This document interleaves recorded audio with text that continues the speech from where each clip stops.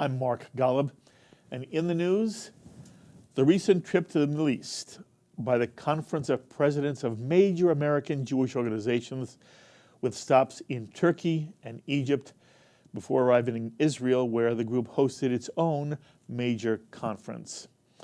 To give us a sense of what the highlights of that trip were, I'm so pleased to have on our JBS phones right now the Executive Vice Chairman of the President's Conference, and someone I hope you know very well because of his many appearances here on JBS, Malcolm Hoenlein. Malcolm, it's wonderful to have you back with us.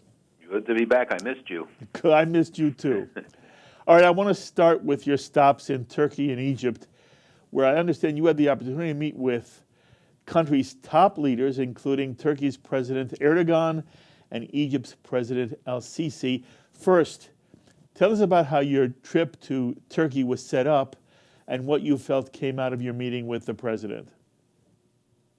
Well, we had a truly remarkable visit. As you know, each year before the President's Conference annual meeting in Israel, our leadership mission in Israel, we take a smaller group to go to countries that we feel are important and where we can make a difference in enhancing the ties with the U.S., with Israel, where there is a Jewish community, to enhance their status, and to address critical issues.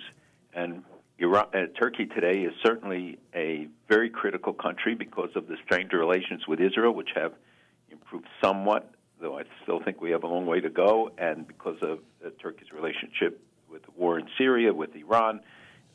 There is a significant Jewish community still there with whom we have a close relationship, and the role of Turkey in the larger Middle East as a key Sunni country. So we decided this year that we would go there. The Jewish community invited us and urged us to come, and we had remarkable meetings with them on the first day, as well as with government officials in Istanbul. And then the second day, we went to Ankara, the capital, where we met with President Erdoğan. This is the first meeting we had with him in, I would say, 5 years, because of our concern about some of the positions he took. And I have to say the hour-and-a-half discussion was very productive. He had a thought-out, prepared remarks, mostly focusing on Gaza. We were able to raise questions about some of his positions, especially the relationship with Hamas, and to ask his help in dealing with certain particular issues. And then he tweeted out a picture of the meeting, which was quite remarkable, that they did not want to keep it secret. We also met with the Prime Minister right before we left Ankara for over an hour. And then the next morning, we flew to Cairo. By the way, Malcolm, did you set this meeting up, or did the Jewish community of Turkey set this meeting up? We work together very closely. There's a remarkable community. The leadership is very strong. The community has, as you know, dealt with many great challenges and problems, but they are doing it in a remarkably effective way. And we have had this long-term relationship. And when we discussed this, I met with Turkish officials here. The American ambassador in Turkey was helpful, but the Jewish community played the most prominent role. Okay. And Malcolm, how large is the Jewish community of Turkey? You know, it's hard to imagine Jews living in Turkey, living comfortably, and not wanting to leave. What's the community? What's the size of the community, and what's it like? Well, the size, I would say, generally 18 to 20,000 is what most people estimate. And don't forget, that's down from a much larger community.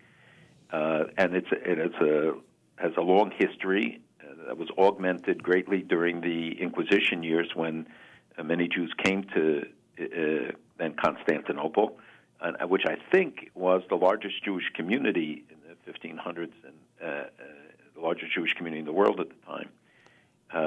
And then they enjoyed rights, especially under Ataturk, and now they continue to have their synagogues and they function. We visited the Jewish Day School, which is a remarkable institution, and most of the Jewish children attended. Obviously, there's been a diminution of population. People have left. Young people leave. Israel and for elsewhere. But the community sustains itself and in its institutions. They obviously have financial strains. They have other difficulties. The government, many of the local mayors we met with and others who are very supportive of the community, have very close relationship with even Erdoğan. President Erdoğan spoke warmly of the community and said that he's due to come to be a witness at a wedding at the synagogue in Istanbul, which seems to be an internal issue, matter that positive matter with them. Yep. So I would say that the community, obviously is concerned. Security is a problem. They've had bombings at the synagogues. They're very proud. It's not a place where you can walk generally in the streets with a yarmulke, but you don't face any immediate danger. And the institutions, which are protected by the police and by the community security, function. And I think that the one-time list of kosher restaurants and those things does not exist anymore. But they have kosher food. They have all the facilities that they need to maintain Jewish life. There is no overt anti-Semitism, Malcolm? I think that would be an overstatement. Mm-hmm. So there is some. And they do encounter it. And obviously, you have Islamist forces and a government that has leaned towards the Islamists. Erdoğan has directed it in that way. But the government itself has spoken out and is responsive to the community's appeals about addressing any kind of threats and overt expressions of anti-Semitism or dangers to the community. Am I correct that Turkey is a Muslim country? Absolutely. It's okay. a Muslim country, and it's 90-some% Muslim. So, Malcolm, are you surprised that I'm surprised Jews want to remain in Turkey now? No, I'm not surprised, but when you have a long history, the people have businesses. Some of them have homes in Israel, and they travel back and forth. It's a very short trip, a little over an hour, I think. There are an incredible number of flights between Turkey and Israel every single day. Turkish Airlines flies constantly, and many people now have chosen to fly Turkish Airlines to Turkey and then to go to Israel because it's cheaper and because they can stop over there. But there is a tremendous amount of interchange, and one of the remarkable things is that even during this period after the Mavi Marmara incidents and the breakdown in the relationship between Turkey and Israel, trade between Turkey and Israel increased every single year. Interesting. Mm-hmm. So it's an expression of the people's commitment and the fact that there wasn't a boycott of Israel. And now Turkey, because of what Russia is doing to it, and that is having an immense impact, tourism is decimated. There are more than 1,300 hotels for sale on the Mediterranean and Aegean coasts of Turkey because 4.5 million Russian tourists used to come a year have stopped almost 100%. Wow. Putin put out the orders of sanctions and the economic impact, in addition to the war and the influx of refugees and other challenges they face. I think they will face increasing challenge with Iran. They were an outlet for Iran, and now that Iran, has the opportunity to do things directly, I think there will be an increase in tensions there.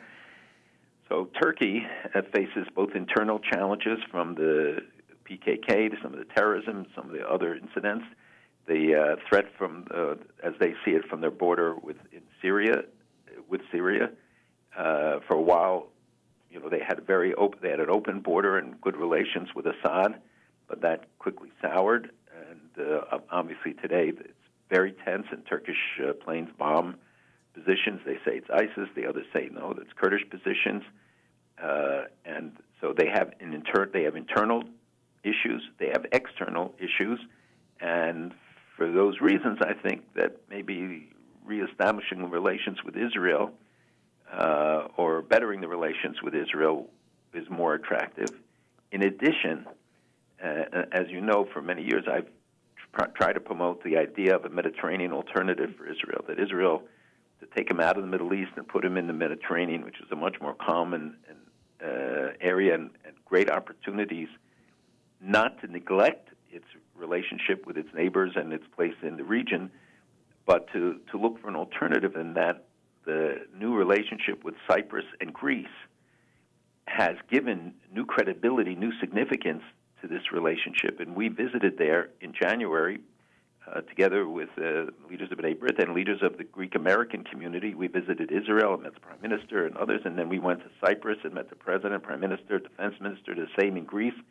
I mean, it was amazing, and the potential is incredible when you think of all the areas. Security is one. We're already there cooperating. The energy finds in Cyprus and Israel have created incredible new opportunities, new cooperation. The president of Cyprus showed us a new phone that had been installed the day before our visit, which is a direct hotline to Netanyahu, a direct hotline between the president of Cyprus and the prime minister of Israel. And they talked about that this changes forever, that their commitment and the relationship with Israel is a long-term one. It's not just one responding to some particular change or opportunity. And when we were in Cairo and mentioned this Mediterranean initiative and said that the Greeks and the Israelis and everybody expressed the hope that Egypt, too, would be part of it, he said, what do you mean? We are part of it. We are partners. We are in it. And we heard the same from leaders in Europe. We've heard it from others. And I think when Erdoğan sees this and sees the potential of it and that they're left out of it, it's, again, an incentive for him to better the ties with Israel. All right. One more. Again, I just don't want to say, I want to be clear that I still think there are major obstacles to the relationship. Some of the things he proposed, I think, are doable. Some of them, I think, would be very hard to implement. But I want to frame it for you. And I want everybody to remember, Turkey was the seat of the Ottoman Empire. And after World War I, when the League of Nations moved to create mandates and to create a Jewish homeland in what was then called Palestine, there was some resistance within the Ottoman Empire to a Zionist entity being created in Palestine. And then of recent times, Malcolm, we have a sense that what was once a fairly good relationship between modern Turkey and modern Israel, that relationship blew up. And it sounds to me like you're saying, recently, Erdogan has been ready to reconcile to some extent with Israel. My question for you is, to what extent has that reconciliation gone far enough in your mind?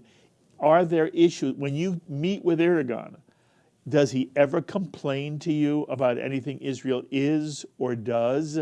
Does he ever mention the Israeli-Palestinian question? And what's the tone of Erdogan's references to the state of Israel?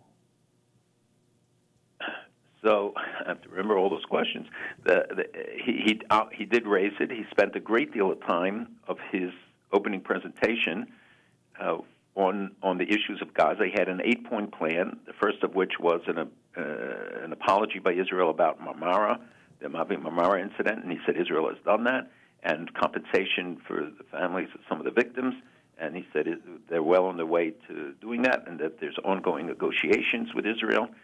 But then he started outlining other things related to Hamas and Gaza, and talked about it being a prison and how they have to open it up, and that he said Turkey was prepared to guarantee that all the items, especially building materials, other stuff coming in, that they would watch it from the beginning till the end use, and that they would guarantee the use of the stuff, because, as you know, the Hamas diverts a lot of the stuff, the building materials, and et cetera, to build tunnels and terror institutions.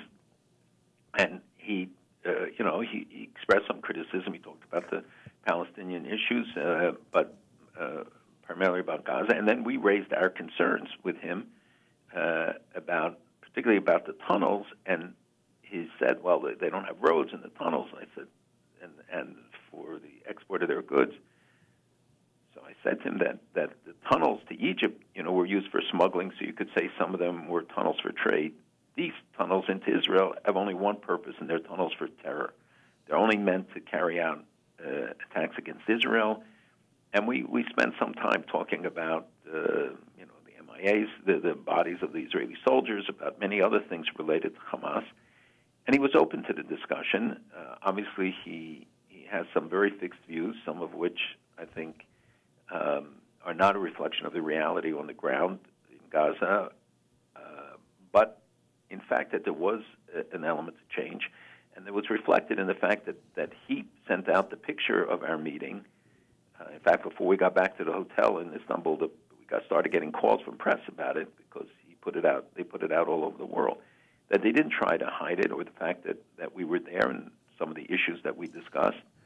And the Turkish press, had great detailed reports about it. So I'm not telling you that there is a qualitative shift. I would say that there are winds of change. Mm-hmm. That it was a different climate than our last meeting with him. Absolutely. Okay. And you know what? We have to try, because today there are opportunities, and we saw it in Cairo, we saw it in other places, visits to certainly Cyprus and Greece, but to other Arab countries. There are opportunities, and we have to explore them, even sometimes with countries with whom we don't agree on many things, but to look at what opportunities there are. So, Malcolm, I want to take you now to Egypt, and you have a meeting with President el-Sisi. The same kind of questions.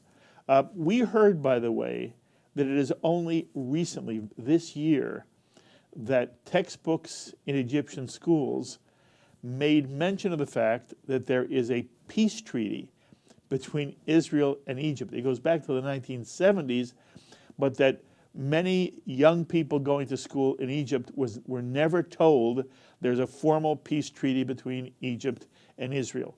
In general, speak about anything you want to about what the meeting with el-Sisi was like, and as you've given us a picture of Turkey's relationship through Erdoğan with Israel, how would you describe the relationship between Egypt and Israel now?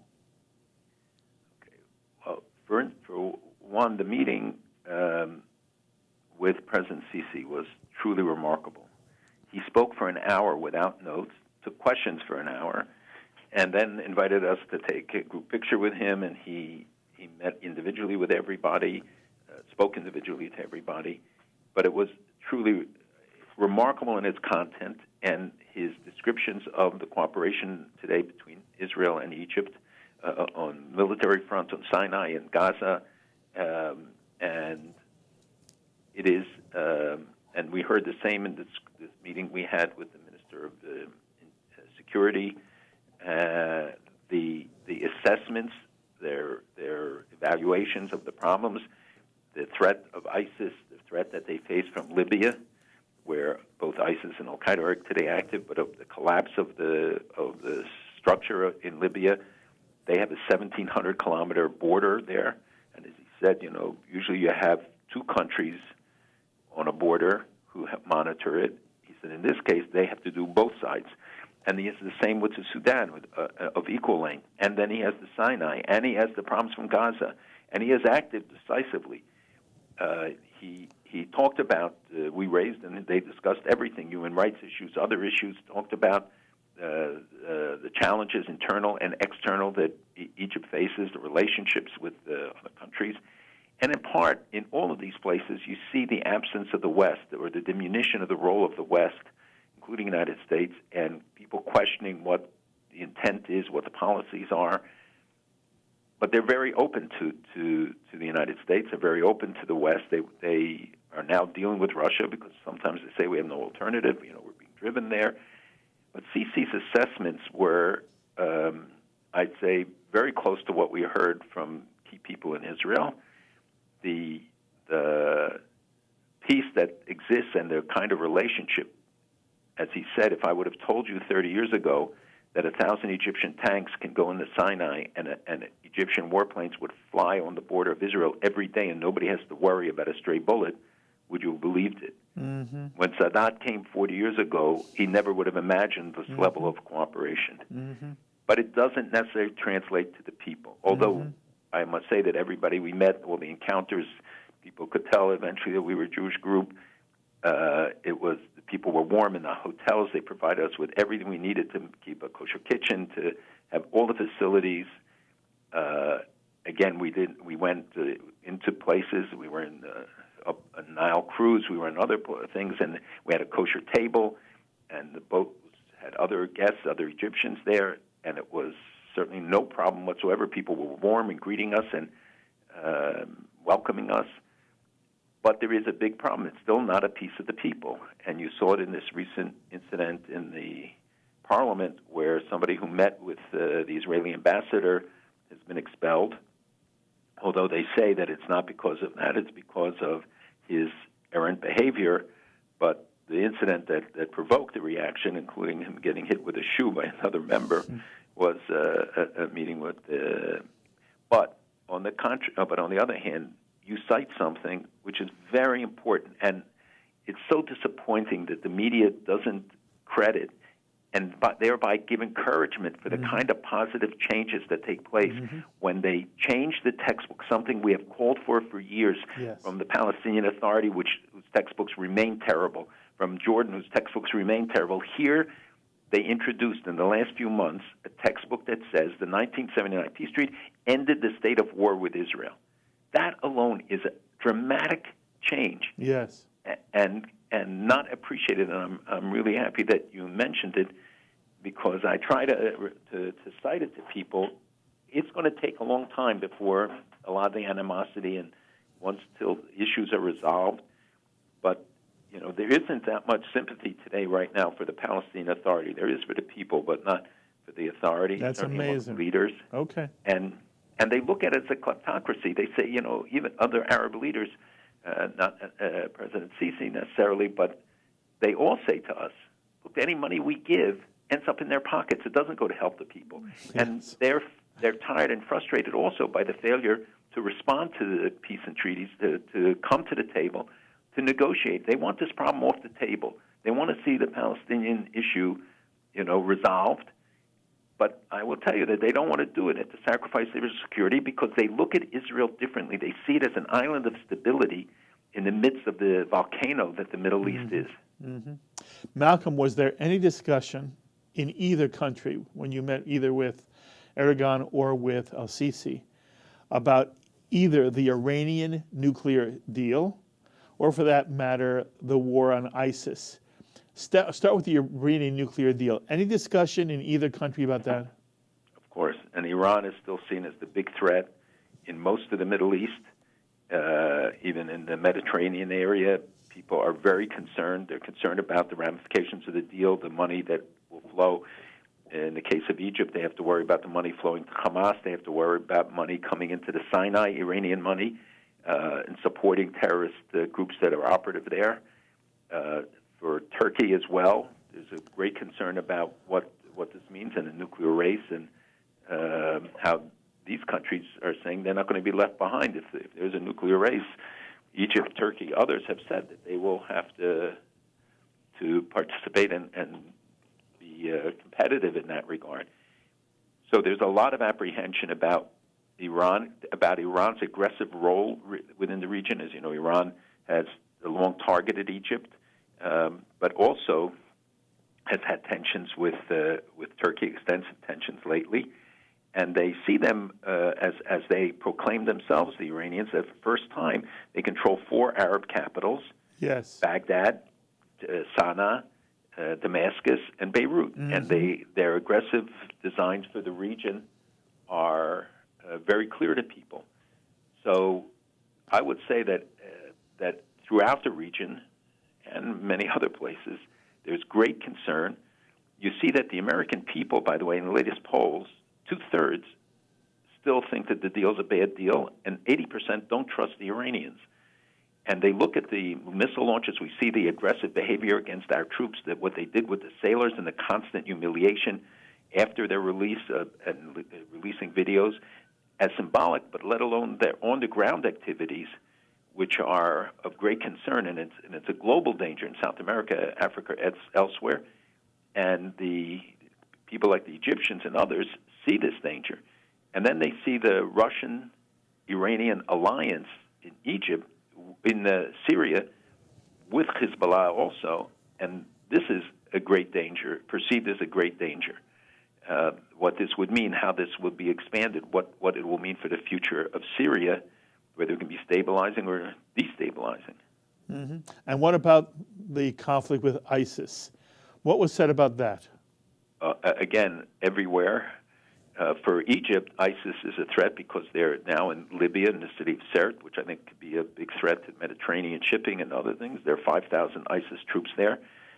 And an issue that I tried to raise when there were 1,000 ISIS troops, but now there are 5,000. And al-Qaeda is also reforming in Libya, which is in collapse.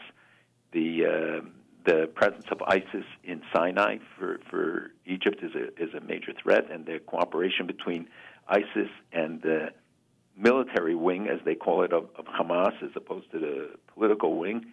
Hamas is trying to reestablish its ties with Iran, which were strained, and this, of course, just exacerbates the problem more. And they're worried about the flow of weapons, worried about the flow of cash and other support for the terrorist groups.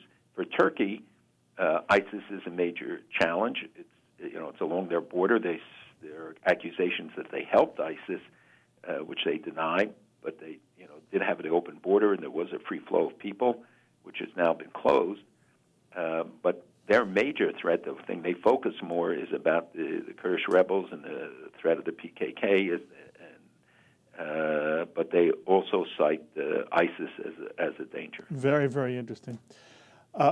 Malcolm, when you and I have an opportunity to talk, I never want the conversation to end. You are a font of information like no one else in the Jewish world.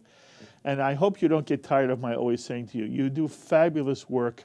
And I hope that the American Jewish community, I know people all over the Jewish world appreciate what you do, but I want to make sure our audience understands that the President's Conference under your leadership as an Executive Vice Chairman has done spectacular work defending and strengthening Jewish life. But I need you sitting here in studio where I have you for a full hour where we can just go over many more of the things that you see happening in the Jewish world, to tell us more about what you sensed in your trip actually in Jerusalem. So as soon as possible, I really want to sit with you. And right now, I just thank you, as I always do, for your work and for always being so accessible to me here on JBS. Well, it's a mutual admiration society between us, and I do not get tired of hearing you say it. Good. But it is really the substance and the feedback I get from your listeners, who are an intelligent audience and who are really interested and committed. And I hope that we'll have a chance next time to talk about the second part of our mission. Absolutely. Which was in Israel, and the 73 speakers we heard, but what we saw when we went to the Lebanese border, the Syrian border. There are very important developments that are going on in Israel itself, and relate directly to what we discussed about Turkey and exactly. Egypt. No, this is just part one. You and I will It's get the appetizer. We'll do exactly the appetizer. But thank you very much, Malcolm. We will My speak pleasure. very Be well. soon. You be well. Thanks a lot. Take care. Malcolm Hoenlein, Executive Vice Chairman of the Conference of Presidents of Major American Jewish Organizations. That's the umbrella organization that represents American Jewry. And again, there's nobody on the American Jewish scene, the world Jewish scene, and there are many wonderful people who are leading Jewish institutions. You hear me say that all the time. But Malcolm is a singular voice. And again, he always makes himself available. I'm most grateful. My thanks, as always, to our director, Sloan Copeland, production coordinator, Serge Goldberg, to the associate director of JBS, Dara Golub, and to the producer of this edition of In the News, Carol Lilienthal. Until the next time, I'm Mark Golub. Be well, my friends.